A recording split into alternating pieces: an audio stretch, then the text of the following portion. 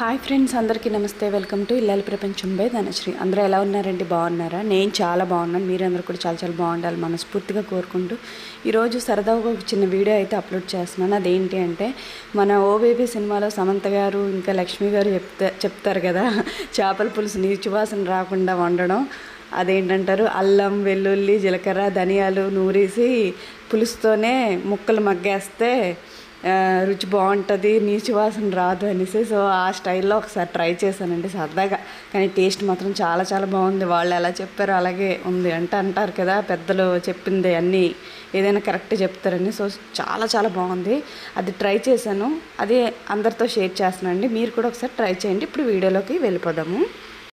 Video చూసే ముందు మీ అందరికీ ఒక చిన్న రిక్వెస్ట్. మీరు కనుక మొదటిసారి మన ఛానల్లోకి వచ్చి వీడియో చూసినట్లయితే ప్లీజ్ సబ్స్క్రైబ్ చేయండి. సబ్స్క్రైబ్ చేసి పక్కన బెల్ ఐకాన్ని యాక్టివేట్ చేయండి. అండ్ ఈ చేపల పులుసు ఏ చేపలతోనైనా పెట్టుకోవచ్చండి, మన ఇష్టం. సో ఇప్పుడు వీడియోలోకి వెళ్ళిపోదాం. ముందు వచ్చేసి ఒక పెద్ద నిమ్మకాయ సైజుతోని నేను చింతపండు నానబెట్టుకున్నానండి. చిన్న నిమ్మకాయ కాదు, పెద్ద నిమ్మకాయలు ఉంటాయి కదా, అది అంత సైజుతో నానబెట్టుకున్నాను. మీరు ఎక్కువ తక్కువ చూసుకొని మీ ఇష్టం బట్టి నానబెట్టుకోవచ్చు. తర్వాత వచ్చి మిక్సీలోని నేను ఇప్పుడు మసాలా అనేది యాడ్ చేస్తున్నాను. అల్లం ఒక 2 ఇంచీల అల్లం, ఒక వెల్లుల్లిపాయ, ఒక పెద్ద వెల్లుల్లిపాయ, ఒక స్పూను జీలకర్ర యాడ్ చేస్తున్నాను. ఒక స్పూన్ జీలకర్ర అండి, ఒక స్పూన్ జీలకర్ర. ఇంకా 2 స్పూన్లు టేబుల్ స్పూన్లు అండి. ఒక స్పూన్ అంటే అర్థం చిన్న టీ స్పూన్ కాదు, ఒక టీ స్పూను జీలకర్ర, 2 టేబుల్ స్పూన్ల ధనియాలు వేసేసి చక్కగా మిక్సీ కొట్టేయడమేనండి. కొద్దిగా బాగా గ్రైండ్ చేసేసుకోవడమే. సో గ్రైండ్ చేసుకున్న తర్వాత ఈ విధంగా వస్తుంది.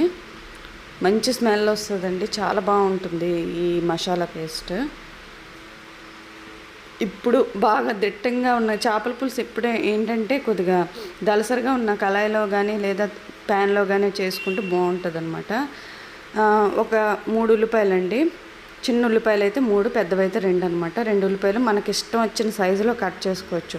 చిన్న ముక్కలుగా చేసుకోవచ్చు, లేదా ఆనియన్ పొడవుగా కట్ చేసుకోవచ్చు. ఇలాగా నేను కట్ చేసినట్టయినా కట్ చేసేసుకొని అవి ఇలాగా ఒక 70% కుక్ అయిన తర్వాత నేను మసాలా పేస్ట్ వేస్తున్నానండి. మసాలా పేస్ట్ ఇప్పుడే ఎందుకు వేస్తున్నానంటే, ఇది కొద్దిగా ఫ్రై అవ్వడం వల్ల పచ్చివాసన అనేది పోతుంది అనేసి నేను ఈ స్టేజ్లో ఉన్నప్పుడు మసాలా పేస్ట్ వేసేస్తున్నాను అనమాట.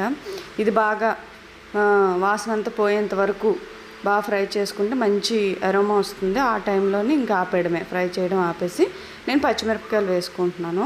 పచ్చిమిరపకాయలు నేను 5 నుంచి 6 వేసాను. కారం ఎక్కువ తినేవాళ్ళు ఎప్పుడైనా సరే పచ్చిమిరపకాయలు పులుసులో ఎక్కువ వేసుకుంటే మంచి టేస్ట్ వస్తుందన్నమాట. ఆ ఫ్లేవరే వేరేగా ఉంటుంది. ఆ తర్వాత టమాటాలు అండి, ఒక 4-5 టమాటాలు. నేనైతే ఎక్కువ వేసుకున్నాను టమాటాలు, ఎందుకంటే నాకు చింతపండు నేను తగ్గించి టమాటా ఎక్కువ వాడతాను. సో నార్మల్గా అయితే 5-6 వేసుకోవచ్చు. నేనైతే 8 వరకు వేసుకున్నానండి. టమాటా వేసేసి సాల్ట్ వేసేసి బాగా మగ్గించేసుకోవడమే. ఆయిల్ పైకి తేలేంత వరకు మగ్గించేసుకోవడం, మూత పెట్టేస్తే మనకి చక్కగా మగ్గిపోతాయి అన్నమాట. మొత్తం అవన్నీన ఆ వెజిటబుల్స్ అన్నీన ఇలా ఆయిల్ పైకి తేలేంత వరకు బాగా మగ్గించేసుకొని ఇప్పుడు చింతపండు పులుసు వేసుకోవాలండి. నేను చెప్పాను కదా, చింతపండు అనేది తక్కువ తీసుకుంటే టమాటాలు ఎక్కువ తీసుకోవాలి, టమాటాలు ఎక్కువ తీసుకుంటే చింతపండు అనేది తక్కువ తీసుకోవాలి. నేను టమాటా తక్కువ తీసుకున్నాను కాబట్టి టమాటాలు ఎక్కువ తీసుకున్నాను కాబట్టి చింతపండు తక్కువ తీసుకుంటున్నాను. ఇలా చింతపండు వేసిన తర్వాత, గుజ్జు వేసిన తర్వాత అందులో ఇంకొక 3 గ్లాసుల వాటర్ అనేది యాడ్ చేసుకొని ఒక 3 స్పూన్ల కారం వేసుకుంటున్నానండి. టీ స్పూన్లు కారం వేసుకుంటున్నాను. కారం ఎక్కువ కావాలనుకునే వాళ్ళు అభ్యంతరం లేకుండా కారం అనేది ఎక్కువ వేసుకోవచ్చు. అండ్ చిన్న కలర్ కోసం పసుపు కూడా వేస్తున్నాను, మంచి కలర్ వస్తుందనేసి. సో పులుసు ఇలా మరిగిన తర్వాత అప్పుడు మనం ఫిష్ అనేది యాడ్ చేసుకోవాలి. నేను ఒక 1/2 కిలో ఫిష్ అయితే తీసుకుంటున్నానండి. ఇప్పుడు నేను తీసుకుంటుంది వచ్చేసి ఇదేదో ఫిష్, అదే వంజరం అంటారో కోనం పిల్లలు అంటారో తెలియదండి.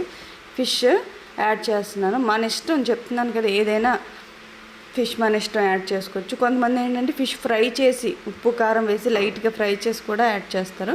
బట్ నేను ఇలాగే యాడ్ చేసేస్తున్నానండి, ఎందుకంటే నేను సపరేట్గా ఫ్రై ఫిష్ అనేది తీసుకున్నాను అనమాట. ఇలా ఈ విధంగా ముక్కలు విరగకుండా జాగ్రత్తగా నెమ్మదిగా పులుసు అంతా కూడా స్ప్రెడ్ చేసినట్టయితే ముక్కలు ఎరవండి. నేనేంటంటే ఎక్కువగా గరిట అనేది నేను యూస్ చేయను. ఈ ఫిష్ వేసేసిన తర్వాత గరిట అనేది యూస్ చేయకుండా జస్ట్ అదేంటంటారు ఇలా కదుపుతాను చూస్తారు కదా, క్లాత్ పట్టుకొని ఇలా కలిపితే చాలండి. మనం గరిటెట్టామనుకోండి ఫిష్ ఖచ్చితంగా విరిగిపోతాయి అన్నమాట. మనం ఎంత ట్రై చేసినా ఎంతో కొంత విరుగుతాయి, బట్ గరిటెట్టుకుని ఉంటే ఇంకా బాగుంటాయి అన్నమాట. సో ఇలా దగ్గరికి అయిన తర్వాత బుడగల్లా వస్తాయి కదండి, ఆ స్టేజ్లో ఉన్నప్పుడు దించేసుకోవడమే. రుచి అనేది చూసుకోవాలి, ఉప్పు సాల్ట్ అన్నీ చూసుకొని జాగ్రత్తగా వండుకున్నట్టయితే పులుసు రుచిగా ఉంటుందండి. ఇది ఏంటంటే పులుసులు ఏంటంటే నేర్చుకోవడం కొద్దిగా కష్టమే, కానీ ఒక్కసారి మనకి బుర్రకు ఎక్కిందంటే చాలా చాలా బాగుంటాయి అన్నమాట. ఇది వచ్చేసి ఈ పిక్ వచ్చేసి అది వేడివేడిగా ఉన్నప్పుడు తీసిన పిక్ అనమాట. ఈ విధంగా ఉంది. అండ్ చల్లబడిన తర్వాత పులుసు ఎప్పుడైనా సరే చల్లబడిన తర్వాత తింటే చాలా చాలా బాగుంటుంది. సో చల్లబడిన తర్వాత ఇలా ఉంది. సో వీడియో అయితే నచ్చింది కదండి.